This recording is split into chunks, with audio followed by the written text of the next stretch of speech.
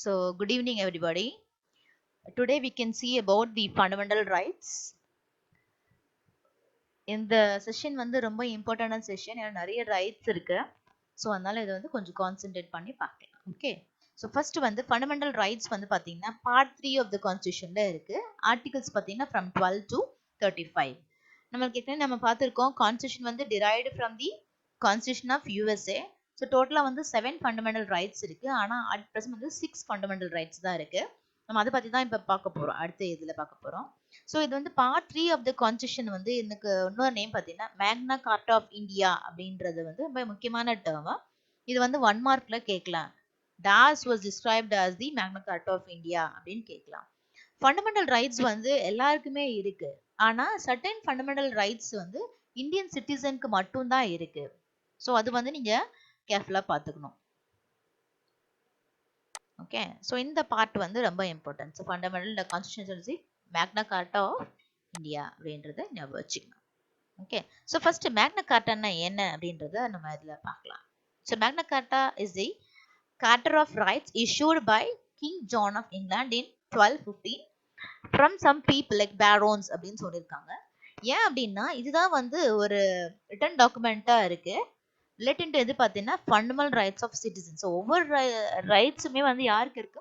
சிட்டிசனுக்கு இருக்கு. ஸோ இது was first document written டாக்குமெண்ட்னால இதுக்கு வந்து மேக்னா கார்ட்டா அப்படின்றது வந்து இஷ்யூ பண்ணியிருக்காங்க. இந்த 1 மார்க்ல கேட்கலாம். இதுல பாத்தீங்கன்னா ஃபர்ஸ்ட் வந்து ரைட் டு கான்ஸ்டியூஷனல் ரெமடிஸ் அப்படின்னு சொல்லியிருக்காங்க. ஸோ கான்ஸ்டியூஷனல் ரெமடிஸ் அப்படின்னா ரெமடி அப்படின்னால என்ன அர்த்தம் அப்படின்னா ஏதாவது ஒன்று பண்ணியிருக்கலாம், அதை எப்படி ஆல்டர்னேட்டிவா பண்ணலாம் இல்லையா? தப்பு பண்ணாங்கன்னா அதை எப்படி பண்றது, அதுக்கு என்ன ஆக்ஷன். ஸோ அதுதான் வந்து remedies. That is under the article 32. Okay. So இதுல வந்து பாத்தீங்கன்னா ஃபர்ஸ்ட் திங் வந்து ரிட் அப்படின்னு சொல்லியிருக்காங்க. ரிட் அப்படின்னா is an order or command issued by a court in writing under its seal அப்படின்னு சொல்லியிருக்காங்க. அது என்னன்னா ஒரு ஆர்டர் இல்லைன்னா கமாண்ட் சொல்லியிருக்காங்க. யார் இஷ்யூ பண்ணுவாங்கன்னா கோர்ட் இஷ்யூ பண்ணுவாங்க. In writing under it seal கொடுத்துருக்காங்க. இது வந்து எப்படின்னா ஒரு ஆக்டோ இல்லை வந்து ஆக்ஷன் பண்ணியிருப்பாங்க. அந்த ஆக்டுக்கு வந்து ப்ரொஹிபிட் பண்ற மாதிரி இருக்க மாதிரி இருக்கும். ஆக்ட்ஸ் வந்து ப்ரொஹிபிட் பண்ற மாதிரி இருக்கும். ஸோ ஃபர்ஸ்ட் நம்ம இங்க வந்து 6 ரைட்ஸ் பார்க்கலாம். அப்புறம் அதை கண்டினியூ பண்ணி பார்க்கலாம். ரொம்ப இம்பார்ட்டன்டான விஷயம். ஃபர்ஸ்ட் வந்து right to what are the different rights கேட்டீங்கன்னா right to equality, right to freedom, right against exploitation, right to religion இன்னொன்று வந்து இருக்கு. First we see with right to equality. இதுல பாத்தீங்கன்னா எல்லாத்துலயுமே வந்து கிட்டத்தட்ட ஒரு 5 ஆர்டிகல்ஸ் இருக்கும். ஆர்ட் அப்படின்னாலே வந்து 5 ஆர்டிகல்ஸ்னு அர்த்தம். ஆர்ட்னா ஆர்டிகல்ஸ்னு அர்த்தம். ஸோ ஆர்டிகல் 14, 15, 16, 17, 18 எல்லாமே பாத்தீங்கன்னா ரைட் ஈக்வாலிட்டி கீழே வரக்கூடிய ஆர்டிகல்ஸ். ஸோ ஃபர்ஸ்ட் பாத்தீங்கன்னா ஈக்வாலிட்டி பிஃபோர் லா அப்படின்னு சொல்லியிருக்காங்க. ஈக்குவாலிட்டி பிஃபோர் லானா எல்லாருமே சமம் தான் இல்லையா? ஒரு லாக்கு முன்னாடி நம்ம நீ வந்து ஹையர் கேஸ்ட்ல இருக்கலாம், இல்லை லோயர் பீப்புளா இருக்கலாம், இல்லை பணக்காரனா இருக்கலாம். That is not this. சட்டத்துக்கு முன்னாடி நம்ம அனைவரும் சமம் அப்படின்றது தான் இம்பார்ட்டன்ட். அடுத்து பார்த்தீங்கன்னா prohibition of discrimination on grounds of religion, race, caste, sex or place of birth. நம்ம எங்க பிறந்தாலும் சரி, நம்ம என்ன கேஸ்ட் சரி, என்ன ரிலீஜனாலும் சரி, இதெல்லாம் வந்து அவாய்ட் பண்ணிக்கணும். நீ என்ன ஒரு இதுவாக இருந்தாலும் வி ஆர் ஈக்குவல் அப்படின்னு சொல்லியிருக்கோம். அடுத்து பார்த்தீங்கன்னா அன்எம்ப்ளாய்டு பப்ளிக் எம்ப்ளாய்மெண்ட் எல்லாருக்குமே ஈக்குவல் ஆப்பர்ச்சுனிட்டிஸ் இருக்கு அப்படின்றத சொல்லியிருக்காங்க. அடுத்து வந்து அன்டச்சபிலிட்டி, யாருக்குமே வந்து பார்த்தீங்கன்னா நீ தொடக்கூடாது என்ன அப்படி சொல்லக்கூடாது இல்லையா? அப்பெல்லாம் வந்து ரொம்ப அதிகமா இருந்தது தீண்டாமைன்றது இல்லை, இந்த மாதிரி வந்து அதிகமா இருந்தது. ஸோ அன்டச்சபிலிட்டி வந்து அபாலிட் பண்ணணும் அப்படின்னு சொல்லியிருக்காங்க. அடுத்து பார்த்தீங்க அப்படின்னா abolition of titles except military and academic. இப்போ சொல்லியிருக்கோம் இல்லையா, அன்டச்சபிலிட்டி அந்த மாதிரி இருக்கலாம், இல்லை வந்து அன்எஜுகேட்டட் அந்த மாதிரிலாம் இருக்கலாம். அப்பெல்லாம் கிடையாது. எக்ஸப்ட் பார்த்தீங்கன்னா மிலிட்ரி அண்ட் அகாடமிக். இது வந்து டைட்டில்ஸ் கண்டிப்பாக இருக்கு. மிலிட்ரி பீப்புள்ன்றது தனி, அகாடமிக்ன்றது எஜுகேஷனல் வைஸ் நமக்கு எல்லாருக்குமே இருக்கக்கூடிய விஷயம். ஸோ இது ரெண்டுமே வந்து ஈக்குவலாக கண்டிப்பாக இருக்கும். மற்ற டைட்டில்ஸை விட மிலிட்ரி அண்ட் அகாடமிக் வந்து ரொம்ப இம்பார்ட்டண்ட்டான ஒரு ஆர்டிக்கல். எதுக்கு பார்த்தீங்கன்னா ரைட் டு ஈக்குவாலிட்டிக்கு. அடுத்து பார்த்தீங்கன்னா ரைட் டு ஃப்ரீடம். இது எல்லாமே ஒரே பாயிண்ட் தான் சொல்லியிருப்பாங்க. From article 19 to 22. இது எல்லாமே 1 மார்க் கேட்கலாம், இல்லை வந்து மேட்ச்ல கேட்கலாம் இந்த கொஸ்டின்ஸ்லாம். ஸோ ஆர்டிகல்ஸ் நம்ம வச்சுக்கோங்க, அது என்ன சொல்ல வரன்றதையும் நம்ம வச்சுக்கோங்க. ஸோ ஆர்டிகல் இது எல்லாமே பார்த்தீங்கன்னா இப்போ 19 to 22 எல்லாமே பார்த்தீங்கன்னா நமக்கு வந்து ரைட் ஃப்ரீடம் இருக்கு. எங்கனாலும் போய் கேட்கலாம். We can express our feelings or நமக்கு என்ன குறை இருக்கோ அது எல்லாருமே கேட்கலாம் போயிட்டு. நான் மட்டும் கேட்கக்கூடாது, நீ தான் கேட்கணும் அப்படிலாம் கிடையாது. எல்லாருக்குமே சுதந்திரம் இருக்கு. We can go and ask. We can have the liberty to ask. சரியா? அதே மாதிரி வந்து எல்லாருமே வந்து படிக்கணும் அப்படின்றதுக்கு ரைட்ஸ் இருக்கு. நீ படிக்க கூடாது அப்படிலாம் கிடையாது. நீ வந்து வேலைக்கு தான் போகணும், நீ வந்து படிக்க முடியாது அப்படி சொல்ல முடியாது. நம்மளுக்கும் ரைட்ஸ் இருக்கு. எலிமெண்டரி எஜுகேஷன் படிக்கிறதுக்கு we have rights. ஓகே, அதே மாதிரி வந்து நம்ம தப்பு பண்ண தண்டனை அனுபவிக்கணும் அந்த மாதிரி எதுவுமே கிடையாது. அப்போ அதையும் வந்து நம்ம வந்து ப்ரொடெக்ட் பண்ணலாம். நான் தப்பு பண்ணல, என்னைய அரெஸ்ட் பண்றீங்க, we have the right to ask. நீ என்ன வேணா தப்பு பண்ணா பரவாயில்ல, பிடிச்சிட்டு போ அப்படின்றது வேற. நமக்கு எல்லா வந்து ரைட்ஸும் இருக்கு. That is called as right to freedom. we can ask, we can post our questions. அடுத்து ரைட் அகைன்ஸ்ட் எக்ஸ்ப்ளாய்டேஷன். இது எக்ஸ்ப்ளாய்டேஷன் என்னன்னா, நம்ம வந்து சில இடத்துல வந்து ரொம்ப ஃபோர்ஸ் பண்ணுவாங்க, இதுதான் செய்யணும் அதுதான் செய்யக்கூடாது அப்படின்னு சொல்லுவாங்க இல்லையா? பார்த்தீங்கன்னா சின்ன குழந்தைங்கலாம் வந்து இப்போ வேலை செய்கிறாங்க. சிவகாசிலலாம் மேட்ச் டாக் பார்த்தீங்கன்னா ரொம்ப சின்ன குழந்தைங்கலாம் வேலை செய்கிறாங்க. அங்கே மட்டும் இல்லை, நிறைய இடத்துல வந்து அது மாதிரி செய்கிறாங்க. நீ செஞ்சுதான் ஆகணும் அப்படின்ற மாதிரி. ஸோ அதெல்லாம் வந்து ப்ரொஹிபிட் பண்ணணும், ஸ்டாப் பண்ணணும். அதுதான் வந்து ரைட் அகைன்ஸ்ட் எக்ஸ்ப்ளாய்டேஷன். நான் இங்கே ஒர்க் பண்ண முடியாது, நான் சின்ன குழந்தைங்களாம் வேலை செய்ய முடியாது. we have to do that. That is right against the exploitation. Okay, அடுத்து பார்த்தீங்கன்னா ரைட் டு ரிலீஜன். இது எல்லாருக்குமே வந்து இருக்கக்கூடிய விஷயம் இல்லையா? பார்த்தீங்கன்னா கண்டிப்பா நீ இவங்கள தான் கும்பிடணும், அவங்கள தான் இது பண்ணணும் அப்படின்ற எதுவுமே கிடையாது. we have rights to have different religions. நான் ஹிந்துவா இருக்கலாம், நான் கிறிஸ்டினா இருக்கலாம், நான் முஸ்லீமா இருக்கலாம், நான் வந்து ஹிந்துவா வந்து சர்ச்சுக்கு போய் சாமி கும்பிடலாம், இல்லை நான் ப்ரேயர் பண்ணலாம், என்ன வேணா பண்ணிக்கலாம். So we have the right. நீ இந்த கேஸ்ட் தான் இது பண்ணக்கூடாது, நீ இந்த ரிலீஜன் இது செய்யக்கூடாது அப்படின்னு எந்த ஒரு இதுவும் கிடையாது. we have freedom to do. அதே மாதிரி வந்து freedom from payment of taxes for worship of any religion. அதாவது வந்து நான் வந்து இந்த ரிலிஜனுக்கு இங்கே நான் வந்து இதுவாக ப்ரொமோட் பண்ணிக்கிறேன் அப்படின்னா அதுக்கு வந்து you are not to pay tax எதுவுமே கிடையாது. You are able to pay. அடுத்து வந்து இப்போ வந்து சில இடத்துல பார்த்தீங்கன்னா attending religious institutions or worship in certain education இன்ஸ்டிடியூஷன்ஸ்லாம் நிறைய நடக்கும். இப்போ வந்து சில இடத்துல பார்த்தீங்கன்னா இந்த ஏரியாவில் வந்து ப்ரேயர் நடக்கலாம், இல்லை வந்து ஏதாவது ஹிந்து கலாச்சார விஷயமா ஏதாவது நடக்கலாம். ஸோ என்ன வேணா நடக்கலாம். ஸோ அதுக்கு நமக்கு வந்து ஃப்ரீடம். நம்ம போய் வந்து நீ வந்து ஹிந்து, நீ கிறிஸ்டின் ப்ரோக்ராம் அட்டன் பண்ணக்கூடாதுப்பா, நீ வெளியே போ அப்படின்ற எந்த ஒரு இது கிடையாது. we have the right to attend any programs. that is our freedom. அடுத்து பார்த்தீங்கன்னா ஃபிஃப்த் பார்த்தீங்கன்னா கல்ச்சுரல் அண்ட் எஜுகேஷனல் ரைட்ஸ். இது வந்து கண்டிப்பாக நம்மளுக்கு எல்லாருக்குமே தேவை, ஏன்னா இல்லையா? ஸோ வந்து ஒரு மைனாரிட்டி பீப்புள் வந்து படிக்கக்கூடாது எஜுகேஷன் இன்ஸ்டிடியூஷன்ஸில் அப்படிலாம் கிடையாது. எல்லா மைனாரிட்டி பீப்புளும் வந்து படிக்கலாம். அதே மாதிரி லாங்குவேஜ் ஸ்கிரிப்ட் எல்லாமே வந்து protect of language script and cultural of minorities. So இதெல்லாம் வந்து இருக்கு. நம்ம வந்து படிக்கக்கூடாது, நாங்கள் வந்து ரொம்ப மைனாரிட்டி பீப்புள் அப்படின்னு கிடையாது. we have the rights to read in any educational institutions. Okay, அடுத்து பார்த்தீங்கன்னா right to constitutional remedies. there are individuals to seek redressal for the violation of their fundamental rights. Fundamental rights வந்து எல்லாருமே கேட்கலாம், அதை யாருமே வந்து ஸ்டாப் பண்ண முடியாது இல்லையா? So right to constitutional remedies. என்னோட இது வந்து நான் வந்து எனக்கு வந்து 18 இயர்ஸ் இருக்கு, நீ ஓட் பண்ணக்கூடாதுன்னு அப்படி இல்லை. You can go and ask, எனக்கு 18 இயர்ஸ் இருக்கு, I have the right to ask, நல்லா 18 இயர்ஸ் முடிஞ்சிச்சு நான் ஓட் பண்ணலாம் அப்படின்றதுக்கு இருக்கு. ஸோ எல்லா ஆர்டிகல்ஸ் படித்தோம், 6 படிச்சிருக்கோம் இல்லை, 6 ஃபண்டமெண்டல் ரைட்ஸ், அது எல்லாத்துக்குமே ஆர்டிகல்ஸ் இருக்கு. ஆர்டிகல்ஸ் கண்டிப்பாக படிச்சுக்கணும். நான் இது வந்து கிளாஸ் எடுக்க முடியாதுனால தான் ஐம் டேக்கிங் இந்த வீடியோ ஃபார்ம். ஓகே, எல்லாருக்கும் டெக்ஸ்ட் புக் இருக்கு. ஸோ இதில் முக்கியமாக நீங்கள் தெரிய வேண்டியது பார்த்தீங்கன்னா ரைட் டு ப்ராப்பர்ட்டி ஆர்டிகல் 31. இந்த ஆர்டிகல் இந்த ரைட்ஸ் டு ப்ராப்பர்ட்டி ஆர்டிகல் இருக்காங்கன்னா let from the list of fundamental rights. ஏன் அப்படின்னா by the 44th amendment act 1978 பண்ணியிருக்காங்க. ஏன்னா it was made as a legal right under 300A அப்படின்னு சொல்லியிருக்காங்க. ஓகே, 1 மார்க் கேட்கக்கூடிய விஷயம். இந்த ஆர்டிகல் வந்து எந்த ஆர்டிகல் வந்து டெலீட் பண்ணியிருக்காங்க, எந்த அமெண்ட்மெண்ட் ஆக்ட்ல அது அப்படின்னு தெரிஞ்சுக்கணும். ஓகே, நம்ம ஏற்கனவே பார்த்தோம், இது வந்து இந்த ரைட் டு கான்ஸ்டிடியூஷனல் மெஷர்ஸ் வந்து பார்த்தோம் இல்லையா? இதுல வந்து பாத்தீங்கன்னா ஒரு முக்கியமான டேர்ம்ஸ் இருக்கு.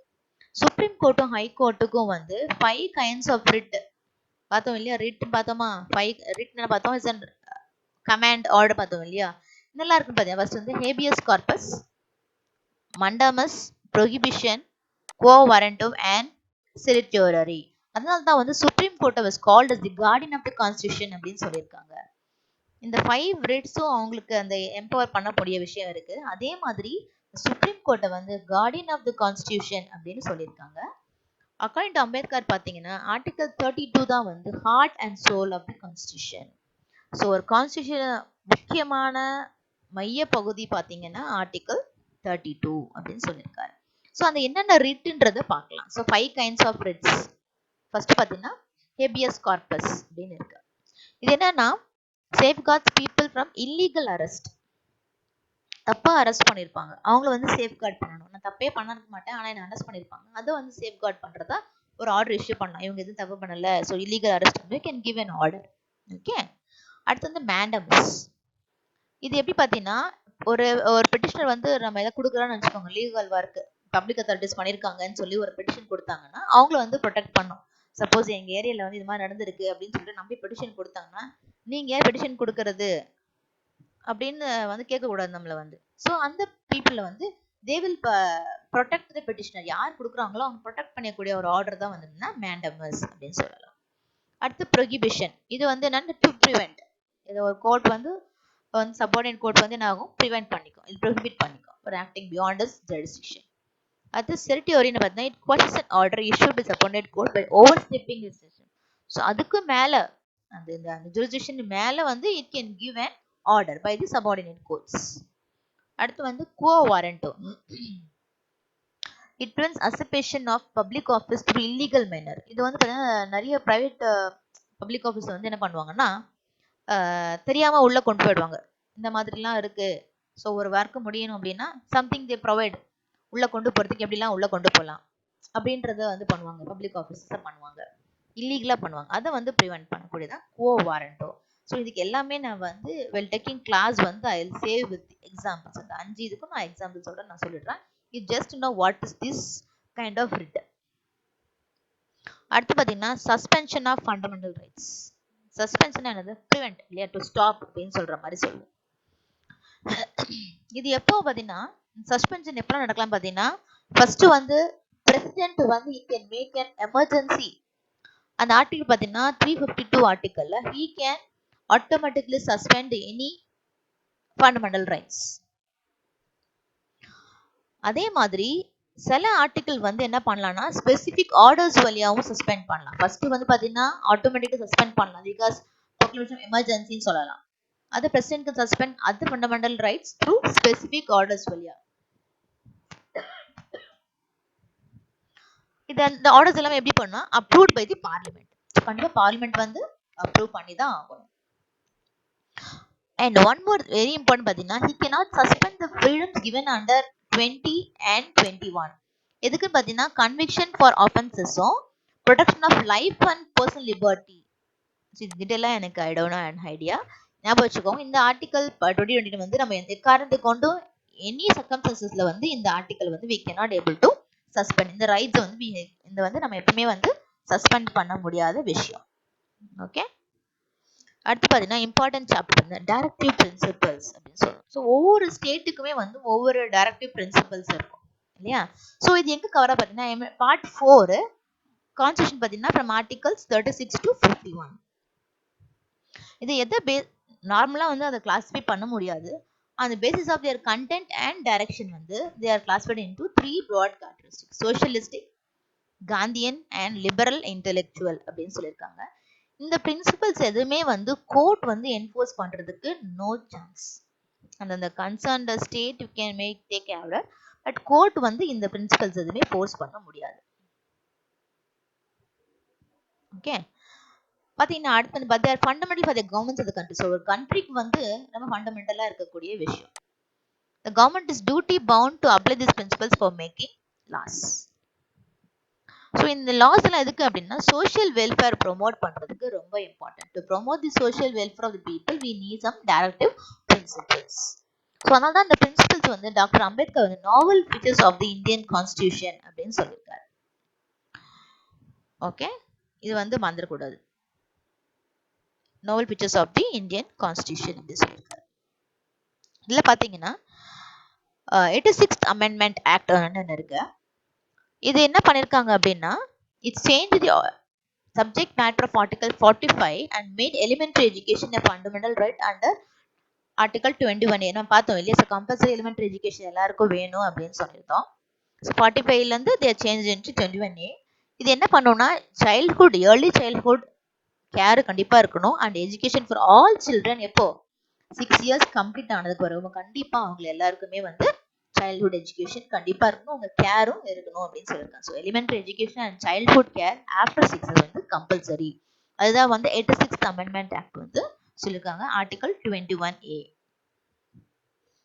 ஓகே, நெக்ஸ்ட் பார்க்க போகிறது வெரி இம்பார்ட்டன்ட் டாபிக், ரொம்ப ரிப்பீட்டடான question. What are the difference between fundamental rights and directive principles of state policy? இது ரொம்ப இம்பார்ட்டன்டான கொஸ்டின். ஸோ ஃபண்டமெண்டல் ரைட்ஸ்ன்றது நம்ம தெரியும் ஏற்கனவே, derive from the constitution of யூஎஸ்ஏன்னு பார்த்துருக்கோம்.